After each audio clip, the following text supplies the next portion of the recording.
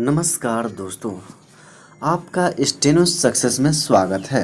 तो फ्रेंड्स, आप हमारे चैनल पर नए आए हैं तो चैनल को सब्सक्राइब करें और ज़्यादा से ज़्यादा शेयर करें, जिससे और भी दोस्तों को लाभ मिल सके और आप भी ज़्यादा से ज़्यादा प्रैक्टिस करें, जिससे आपकी स्टेनो अच्छा हो सके। तो फ्रेंड्स, चलिए डिक्टेशन स्टार्ट होगा 5 सेकंड बाद। स्टार्ट। संयुक्त राष्ट्र की सुरक्षा परिषद में भारी बहुमत से भारत का अस्थायी सदस्य चुना जाना एक महत्वपूर्ण कूटनीतिक परिघटना है। बदलती विश्व व्यवस्था में 192 देशों के वैध मतों में से 184 मत हासिल करना यह इंगित करता है कि कोरोना संक्रमण से पैदा हुई परिस्थितियों में अंतर्राष्ट्रीय सहयोग और बहुपक्षीय सहकार को साकार करने में भारत की विशिष्ट भूमिका होगी। 7 बार हमारे देश को इस शक्तिशाली मंच पर स्थान मिल चुका है। सुरक्षा परिषद के अस्थायी सदस्य के रूप में और महासभा समेत अन्य इकाइयों में भारत की हमेशा से कोशिश रही है कि वैश्विक स्तर पर शांति और सहयोग का विस्तार होता रहे, लेकिन इस बार चुनौतियां बड़ी हैं। संयुक्त राष्ट्र में भारत के अस्थायी प्रतिनिधि टीएस त्रिमूर्ति ने उचित ही रेखांकित किया है कि भारत ऐसे समय में सुरक्षा परिषद में प्रवेश कर रहा है जब बहुपक्षीय विचार और व्यवहार में व्यापक सुधार अपेक्षित है, ताकि उनकी प्रासंगिकता बनी रहे। भारत लंबे समय से सुरक्षा परिषद की संरचना में संशोधन का आग्रह करता रहा है। वर्तमान में 5 देश अमेरिका, रूस, चीन, ब्रिटेन और फ्रांस इसके अस्थायी सदस्य हैं और इन्हें संयुक्त राष्ट्र या सुरक्षा परिषद के किसी भी निर्णय को रोक देने का विशेषाधिकार प्राप्त है। इसका परिणाम यह हुआ है कि ये देश अक्सर अपने हितों और स्वार्थों के अनुसार इस विशेषाधिकार का प्रयोग करते हैं। इससे विश्व में शांति स्थापित करने तथा अंतर्राष्ट्रीय स्तर पर संतुलन साधने में अवरोध उत्पन्न होता है।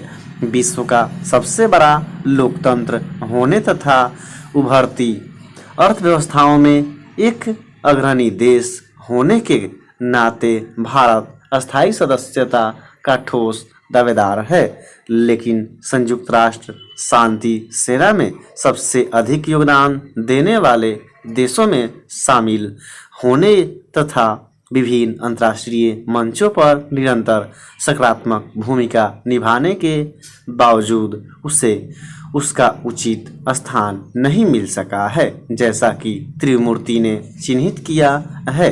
प्रधानमंत्री नरेंद्र मोदी की वैश्विक दृष्टि कोरोना के बाद की दुनिया को गढ़ने में अहम तत्व होगी। सो भारत को मिली अस्थायी सदस्यता अपने प्रभाव के विस्तार का बड़ा अवसर बना सकती है। इस सदस्यता के लिए मिला व्यापक समर्थन भारत के बढ़ते महत्व को दर्शाता है। बहुत सारे देश भारत की इस राय से सहमत हैं कि सुरक्षा परिषद का वर्तमान स्वरूप 21वीं सदी की भू राजनीतिक वास्तविकताओं का सही प्रतिनिधित्व नहीं करता है और उसमें अस्थायी सदस्यों की संख्या बढ़ाई जानी चाहिए।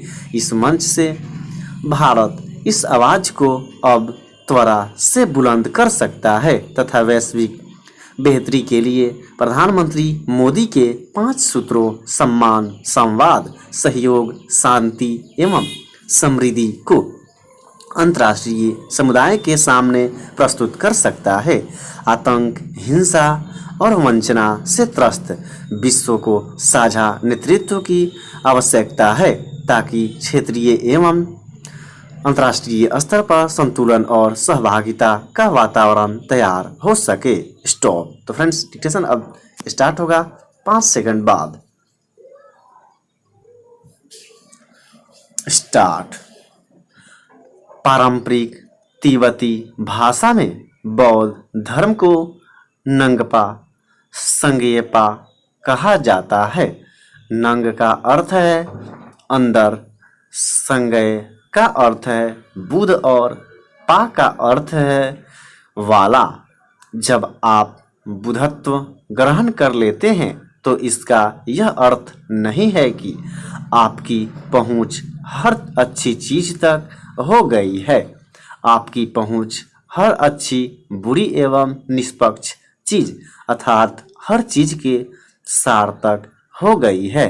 बुधत्व ग्रहण कर आप स्वयं बुध नहीं बन जाते कि आप श्रेष्ठ ज्ञान के अलावा कुछ भी नहीं जानते।